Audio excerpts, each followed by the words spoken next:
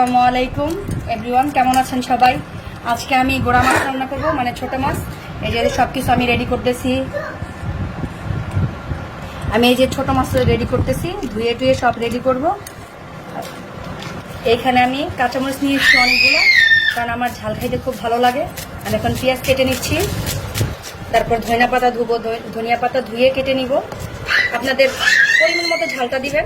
আমরা একটু ঝাল একটু বেশি খাই, পেঁয়াজটাও বেশি খাই, পেঁয়াজটা বেশি লাগে। আর ছোট মাছের পেঁয়াজ যদি বেশি না হয় সেক্ষেত্রে মজা লাগে না, পেঁয়াজটা বেশি লাগে ছোট মাছে।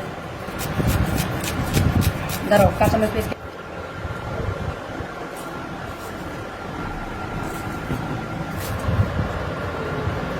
এখন ধনিয়া পাতা কাটলাম কুচি কুচি করে, একদম ছোট ছোট করে কাটতে হবে, একদম কুচি কুচি। আমি পারি না তো কুচি কুচি করতে, তারপরে যতটুকু পারি আলহামদুলিল্লাহ।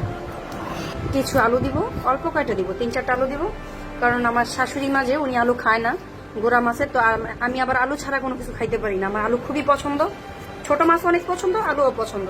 তো আলু ছাড়া আমি ছোট মাছ চিন্তা করতে পারি না, ছোট মাছ আলু ছাড়া না। তো সেক্ষেত্রে আমার আলু লাগবে। পরিমাণ মতো যতটুকু তেল খাই, আমরা তো একটু বেশি তেল খাই, বেশিই দিব, অনেক পরিমাণে তেল খাই। পেঁয়াজ কুচি দিয়ে দিচ্ছি, সাথে কাঁচামরিচও দিয়ে দিব। এই যে কাঁচামরিচও দিয়ে দিলাম। ধনিয়া পাতাটা হওয়ার আগ মুহূর্তে দিয়ে নামায় ফেলবো। এখন এই যে আলু কুচি দিয়ে দিচ্ছি, এই যে আলু কুচি। এখন দিয়ে দিচ্ছি হলুদ গুঁড়া 1 চামচ পরিমাণ। আম্মু একটু বেশি খায়, তাই একটু বেশি দিল আম্মু। আমার একটু বেশি প্রয়োজন, মরিচ হলুদ সবকিছু উনি বেশি বেশি খায়, ওনার এগুলো একটু। মরিচের গুঁড়া দিয়ে দিল, মরিচ গুঁড়া একদম অল্প একটু দিচ্ছে, 1/2 চামচ, বেশি দেওয়া লাগে না। এখন লবণ দিয়ে দিচ্ছে পরিমাণ মতো, যতটুকু আপনার দরকার ততটুকুই দিবেন। এখন দিয়ে দিব আদা রসুন বাটা। এখন দিচ্ছে আদা, এখন দিচ্ছে রসুন। এখন দিয়ে দিচ্ছি ছোট মাছ, মানে ছোট বাইলা মাছ, মানে এটাকে গারো ভাষায় বলে ছন্না নাথক, মানে এটা ছোট মাছ। ছন্না নাথক মানে এটাকে ছোট মাছকে ছন্না নাথক বলে হইলো গারোদের ভাষা। এটাকে আমরা এখন এটাকে মেখে নিব, এইভাবে মেখে নিব। অনেকক্ষণ মাখতে হবে এটাকে, সবকিছুর সাথে একসাথে মিশিয়ে নিতে হবে। মিশানোর পরে যত মাখবেন আপনি তত টেস্টটা বাইরে যাবে। এই যে আম্মার একটু রসুন দিয়ে দিল, বরফ হয়ে আছে, গলে যাবে, সমস্যা নাই। একটু করে আবার মাখা থেকে বসায় দিব।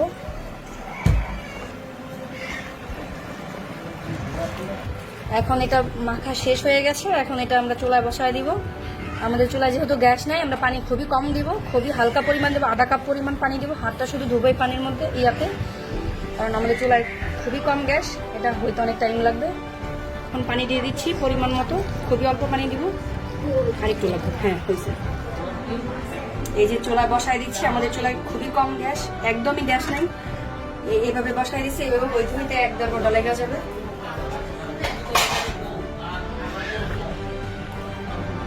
ঢাকনা দিয়ে দিলাম, আমাদের হয়তো গ্যাস নাই, এটা আস্তে আস্তে হইতে থাকবে। হওয়ার পরে আমি আপনাদের দেখাবো আমাদের রান্না, দেখি কতটুকু হয়েছে। দেখছি প্রায় হয়ে গেছে, আর এগুলো একদম শুকায় যাবে, ঝোলগুলো শুকায় গেলে হয়ে যাবে। এটা লাড়াচাড়া দেওয়া যাবে না, এটা চামচ দিয়ে ধরা যাবে না, এই করা যাবে না, এটা শুকাবে, একদম শুকিয়ে যাবে সব।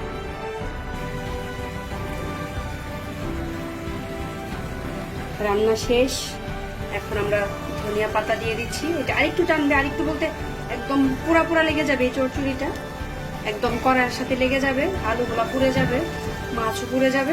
তখন আমরা যে নামাবো, ধনিয়া পাতা আগে দিয়ে দিচ্ছি, কারণ আম্মা জান ধনিয়া পাতার এত গ্রান পছন্দ করে না, তাই আগে দিয়ে দিলাম, আগে থেকে দিয়ে দিলাম। এই যে আমাদের গুঁড়া মাছের চচ্চড়ি হয়ে গেছে, তেলে ভরপুর করে দিয়েছে আম্মা জান, তেল ছাড়া খাইতে পারে না কোনো তরকারি। এই তেলগুলো দেখেন একদম কমপ্লিট হয়ে গেছে, খুবই সুস্বাদু হয়েছে। আপনারা না খেলে বুঝতেই পারবেন না যে এত সুস্বাদু হয়েছে।